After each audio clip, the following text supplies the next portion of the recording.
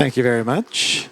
A fantastic film. Please welcome the director of the film, Léa Todorov. Léa, thank you so much for being here.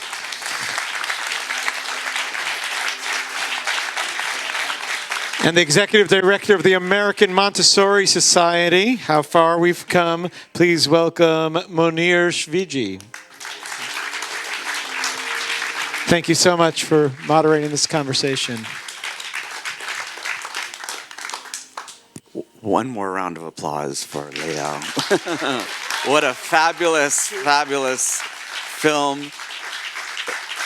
It's such an honor. It's an honor and a privilege to be here. Thank you. I'm looking here and I see so many of my Montessori community colleagues, and we were sitting there and we're just filled with goosebumps. So thank you for bringing Maria Montessori's story to picture and film. Thank you so much. My name is Munir Shivji, and I serve as the executive director of the American Montessori Society.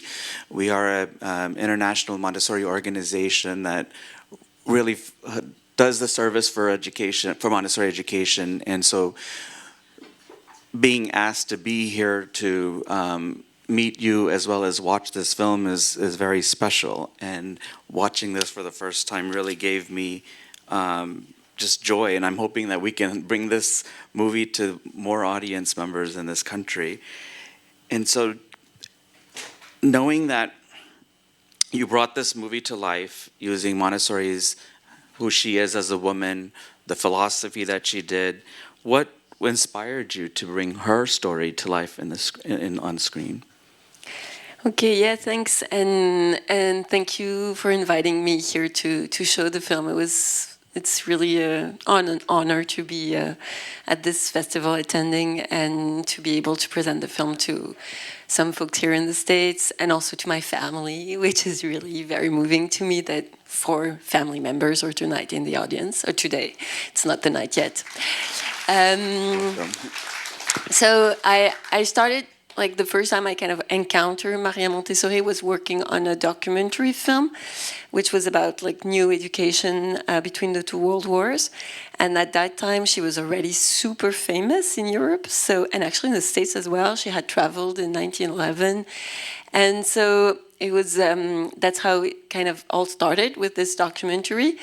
Because I, at the time, read several biographies of her and was really fascinated by her story and thought that the whole aspect of her, like this mixture of those 3 aspects I try to treat about her in the movie, so the maternity, the feminism, and the work with special needs children were very unknown things about her. And she was very represented like an icon somehow, a saint, and I wanted to show somehow the women under this a bit old image of her, that she had been so vibrant and so engaged in what she has been doing. Also, it was for me super important to talk about those special needs children. As you see, they have a huge place in the movie. And so that was, that's kind of what became during the filmmaking one of my biggest pleasure somehow, and I would say a motivation that I find on the way. Yeah. I mean, Maria Montessori was not only an educational reformer, she was a trailblazer, as you just said, famous for her work, but in so many ways she was a feminist, a scientist, a physician, an advocate for children. And so when knowing in what we just watched in terms of her career, starting with children with learning differences and learning disabilities, how did you navigate portraying her in such a complex way? Well, I kind of had the feeling at the end, especially of the editing, I had like so much I wanted to get through that it was a bit like a Christmas tree you would put too many things on, but I really wanted to talk about all that, so I just kind of did, But it's true that, yeah, I don't know, I kind of tried to meet her, I would say. That was like the way you write your film is trying to really get to know this character and then to render her as you encountered her. But I would say it's really thanks to the work I did with the actress too that it was possible to talk about many aspects, because I really adore Jasmine Trinca, who's impersonating Maria Montessori, and I really feel that it's also the way she acts that makes it possible, like that so many aspects of her personality are rendered. Yeah. Thank you. How did you balance when you were working on this film and writing this film? How did you balance the historical accuracy of Dr. Montessori with the creative storytelling that you brought to this film? Yeah. Well, it's kind of the same, isn't it? Because when I love working on like fiction with like historical facts in it, because it gives you somehow more idea. I always think that reality is more imaginative than fiction, so I would say the difficulty was to keep up the level with the fiction character, and I think it's always the case when you have your own ideas are always a bit weaker than reality, so you have to lift them up with other realities that I kind of found also about the character of Lily, which is of course a fiction character, but she's really inspired by many real life characters, like the cocottes that were in Paris at that time, but also parents of special needs children in 19th century. I read a lot about those, so the idea was to be as accurate as possible also with this fiction character, and with Montessori's life also to be able, like I tried to be very accurate, but also to be able to like take events that didn't happen exactly that year and mix them a bit together. So it was trying to work with the dramatic aspect of a film writing while keeping all those historical elements together. And I would say it's just like, it's time that goes by when you're writing a film that makes it all like come together. Yeah. It took me a few years. Well, you had a special connection with the actors and the children in this film. Can you talk a little bit more about your vision and what your thoughts are for next work? Yeah, I was telling you, like because we just met before the film started, and I was telling that I had such a strong connection to especially the children, but that I just thought I have to work with them again, and I would love to make another film with this group of children who won't be children anymore because they're growing up faster than I can write movies. But still, if it's young people, it's nice, and also because it was for me somehow, okay, we worked a lot with the children beforehand, and we did like some kind of workshop for weeks on, and it was something so special to me and that I just loved doing. And I was kind of sad that at the end their part is somehow so small. Even for you maybe it's a big part, but for me it was like I'm putting them back in somehow their reality, like an institution where they're learning things, and I think they can do so much more than being that kind of characters. And so I kind of want to make a film that would not be about being any kind of special need person, but be about some adventure and where they would act. That would be like great pleasure to be able to write that in the next years. Let's see. We're looking forward to that. Montessori is practiced in thousands of schools globally, and a film like this is great when you're thinking about sharing Dr. Montessori's work, her vision, what she did. And so when you think about this film for today's audiences, especially those that are not familiar with Montessori education, what do you hope people will take away from this film? Yeah, I think for me the most important thing at the end was the encounter with the children of the film, and to kind of be able to remember that it's while working with those special need kids that you actually made the whole education system better. So I guess that's really what I hope that the audience would come through, like that when you take care of everyone in society, the whole society goes forward somehow. So true. Yeah. Part of our mission as Montessori education. So true. It's the essence of who we are and what we want as part of our mission. I have so many questions, but I also want to give our audience here an opportunity to ask questions based on what we watched, or any question that you have for our film. Go ahead. I saw a baby was crying at the age of 2 that he wants something that he wanted to help out to make the eggs and something that he wants to do. Yeah, I didn't get the question. I saw the little boy who was Yeah. crying that he wants some help. Yeah, with the eggs. Yeah, the eggs. Yeah. Yeah. About how he's crying that he wants something to beat eggs and starting to use a wooden spoon in the bowl. Yeah. And then he broke the eggs. Yeah, exactly. I must say that you've spotted the scene that was the most difficult to shoot of the whole movie. Yeah. Because he was really young and he was an Italian child, and we didn't get to know him as well as we did with some of the other children. So we actually had to take 2 days to shoot that scene. The first day we didn't get the scene because the child was bored after one. Like we showed him how to do the egg thing before we start shooting, which was a huge mistake because then he was like, I don't know why I should do it again. And so we were desperate. We thought we'd have to, I thought I had to change the script or, like do whatever I could to get the scene in because I had no third day to do it. And at the end, what happened is that the actress had actually like a cell phone hidden under her arm, which is really not Montessori pedagogy. and she put like a song on, and then she stopped it just long enough for him to do like the egg thing and then the spoon thing. And then he was like, oh, the music is gone. And so he's actually going to her to see if the cell phone can be turned on. So that's how we got this scene. What a great. Thanks for sharing that story. Yeah. Oh, sorry. Go ahead. Hi, my name is Elaine Hall, and I am in love with your movie.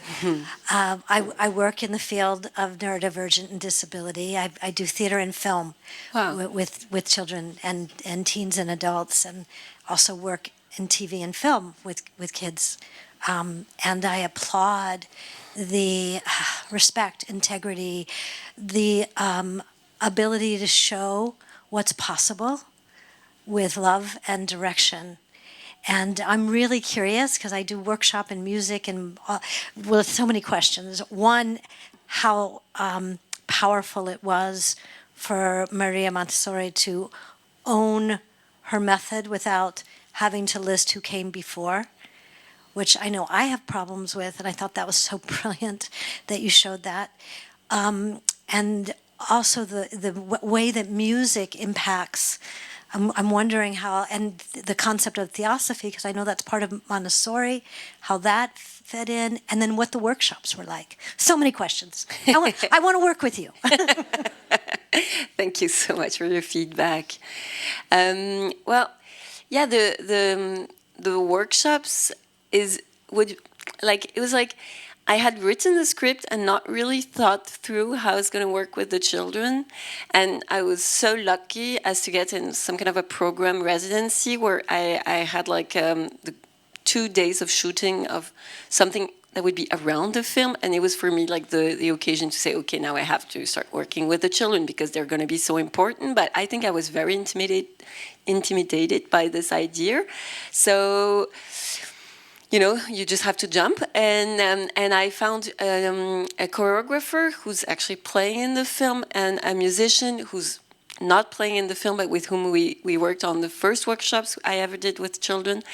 And we kind of found this method. I don't know if you really got it because not all the audiences understand that scene, but when they dance for the piano, their moves are actually the ones that are giving the music the lead somehow.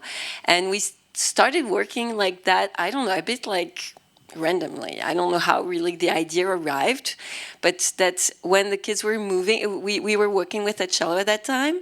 The musician was a cello player, and when she moved, the children moved, then she started doing like the cello, and the kids got so much fun out of that exercise, and it really opened them up. Like they didn't have to follow the music, but the music would follow them. And so that was kind of a power inversions of what you're usually supposed to do with music. And that was something we found. It doesn't come from Montessori, but we felt it was like yeah, in her philosophy, it was okay to put that in the film. And the workshop were a lot about rehearsing that kind of exercise, and also at the end really repeating the film scenes with the whole team so that everybody would really form a group of people who knew each other well. And when people ask me, like, how did you work with the children? I would say the only way we worked was to spend time with them. Like, that was the clue. If we had met them like 2 days before, it would have been completely impossible. But with working on a long time workshop like we did twice 2 weeks before the shooting, everybody already knew each other. We felt confident about the relationship we had built to each child. And then it made it super easy actually on the set. It was like not difficult at all. And that's why I was somehow even a bit disappointed that we hadn't gone further with the children and that we'd had not time to show all they could do, because I had the feeling we were showing 10%, you know.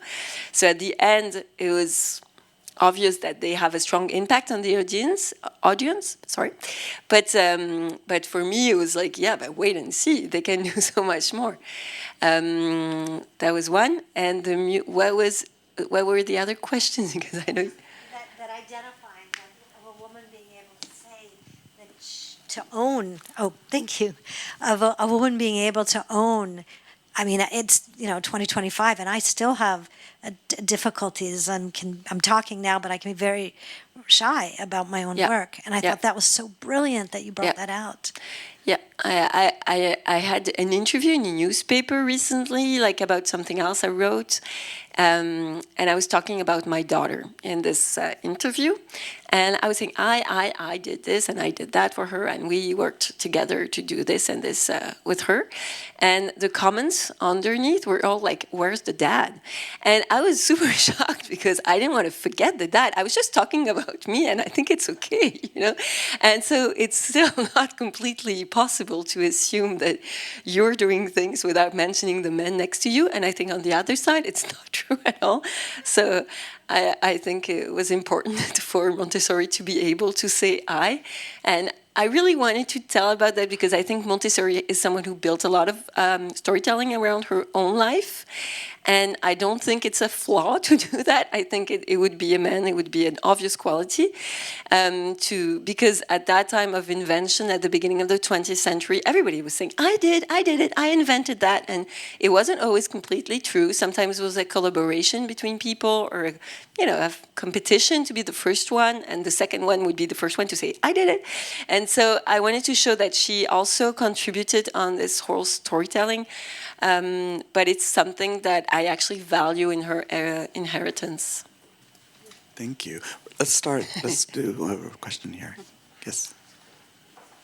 Hi, my name is Katie Korngold, and I don't have a question. I have to stand here and express my deepest gratitude for you and this amazing Thank you. sensory experience of Maria Montessori. Those of us who study and live Montessori every day have kind of a black and white experience of her, except in our imagination. We have black and white photographs, and we have black and white photographs of the materials, although we see all the brightly beautiful done materials in our classrooms. And yet, the experience that you have given us is a sensory bath of such great beauty and empathy of her three-dimensionality as the multiplicity of selves that she were. And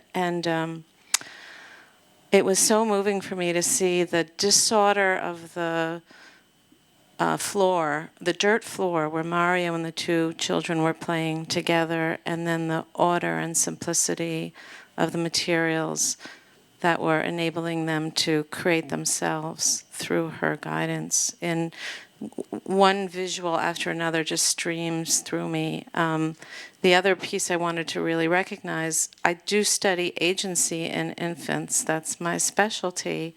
And when you had the children dancing, controlling the music, showing that children do have agency, and the delight of those children discovering their own agency, which is a central part of Montessori from infancy all the way up.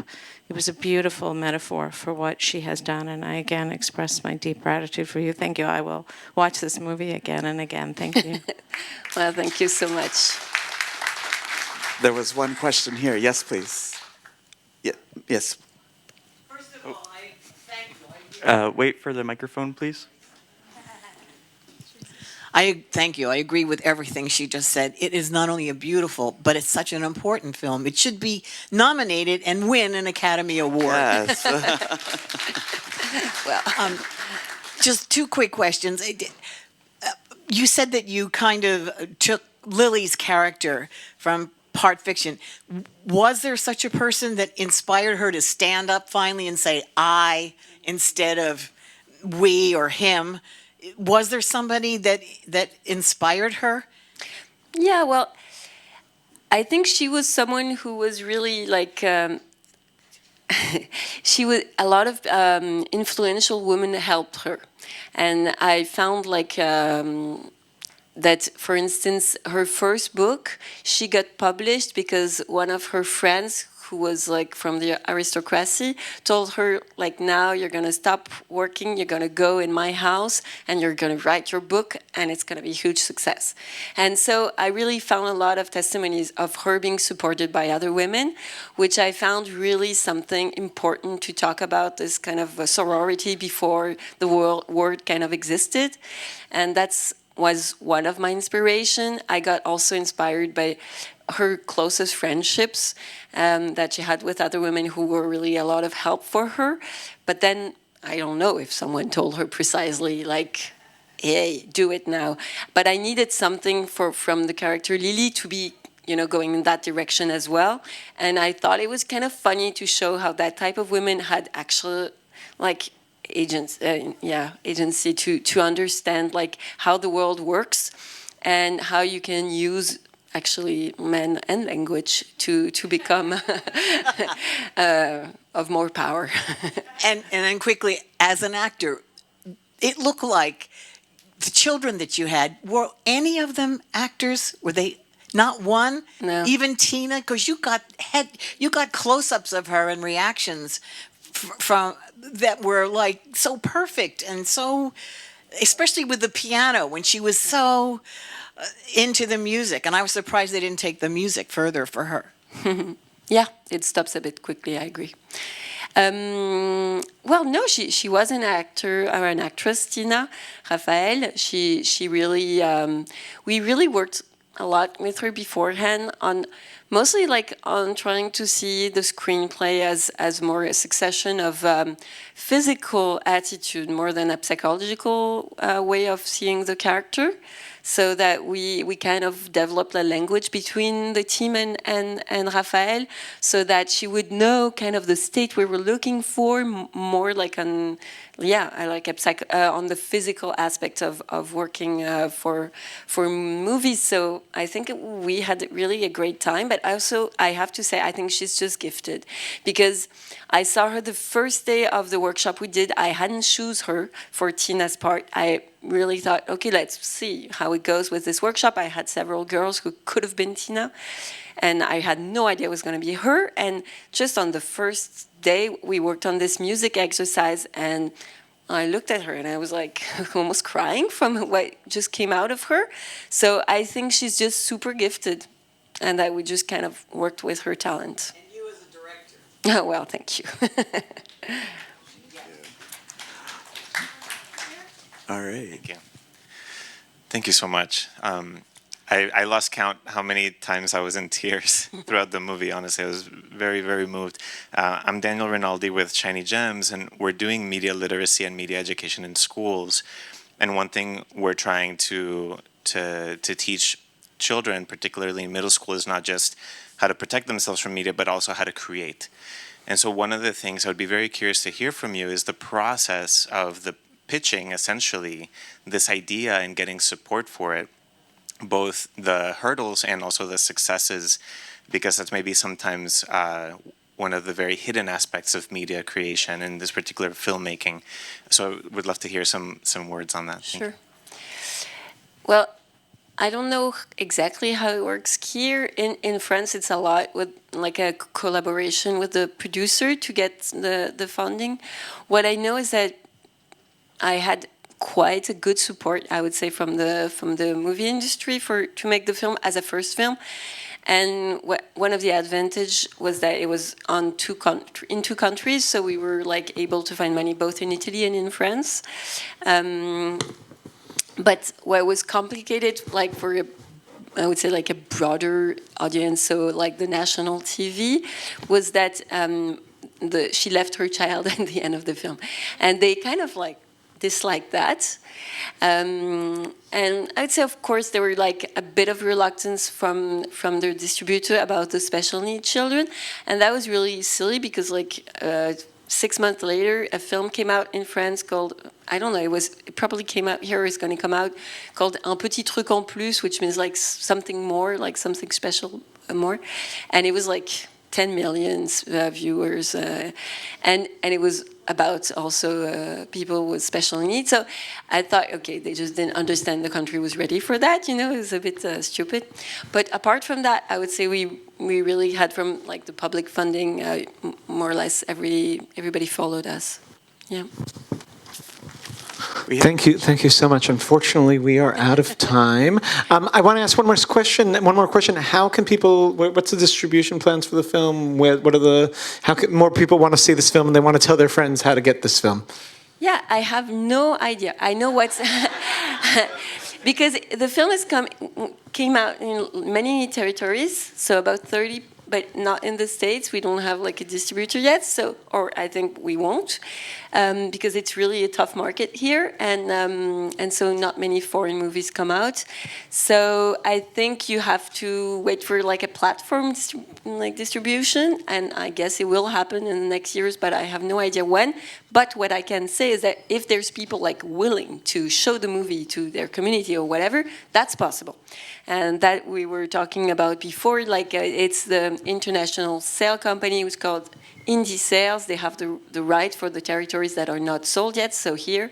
And they're really like up to, and she told me to share that, to organize, like to help the distribution of the film in territories where it's not owned by like a company or something. And we here at ReelAbilities are, of course, happy to assist with the distribution of the film and make it available wherever we can. And you're in touch with Nuria from the company, so she's the one who could address this. Yeah, that's how I can say. Thank you both so much for this amazing film, amazing conversation. Thank you for being a part of this.